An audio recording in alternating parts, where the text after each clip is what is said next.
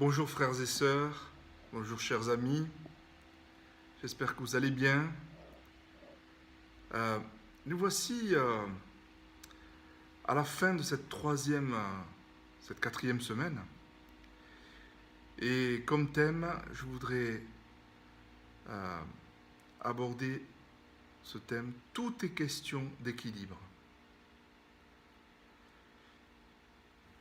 La vie avec Dieu est sans cesse une question d'équilibre. Tous nos péchés sont pardonnés, néanmoins, Dieu nous rend capables de ne plus pécher. Nous vivons sous la grâce permanente de Dieu, néanmoins, nous sommes appelés à vivre une vie juste sans péché. Voici ce qui compte le plus. Qui vous êtes pour Dieu, non pas ce que vous faites pour lui, comme on l'a déjà vu. Cependant, ce sont vos actes qui conditionnent et déterminent qui vous êtes. Ainsi, une personne sportive n'est sportive que parce qu'elle pratique du sport. Une personne courageuse n'est courageuse que parce qu'elle surmonte ses peurs et sort de sa zone de confort, régulièrement. Ce qui compte, c'est donc notre foi, mais sans les actes qui l'accompagnent, celle-ci est morte. Jacques chapitre 2, verset 26 dit « De même la foi sans les œuvres est morte ». C'est vrai qu'on se convertit, on fait le baptême, on passe par le baptême des eaux, et puis est-ce qu'on l'on sert dans notre Église? Est-ce que l'on sert notre prochain en dehors de l'Église? Aussi est-il vrai que le plus important est qui vous êtes. Vous êtes un enfant de Dieu. Mais cela ne peut exister sans des preuves tangibles.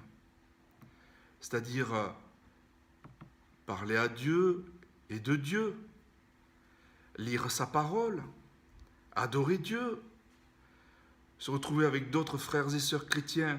Alors évidemment, on est confiné, donc par téléphone, par WhatsApp, par Skype, etc. On a des moyens technologiques aujourd'hui qui nous permettent de nous continuer à être reliés ensemble. Merci Seigneur. La vie chrétienne demande de l'équilibre entre la grâce imméritée et les œuvres sans lesquelles la foi est morte. C'est un peu comme si vous deviez apprendre à faire du vélo. Au début, on tangue d'un côté puis de l'autre. Et finalement, on trouve le bon axe, celui qui nous permet d'avancer. Vous êtes appelés à vivre une vie juste. Prions.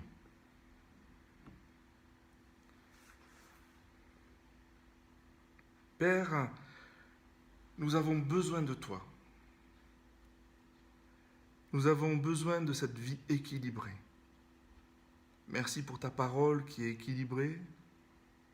C'est ta parole, tu es équilibré. Seigneur, aide-nous à mieux te connaître, à mieux te servir. Seigneur, nous voulons une vie équilibrée en toi. Aide-nous par ton esprit à avoir cette vie équilibrée que tu veux que nous ayons. Dans le nom de Jésus, que ça serve pour ta gloire.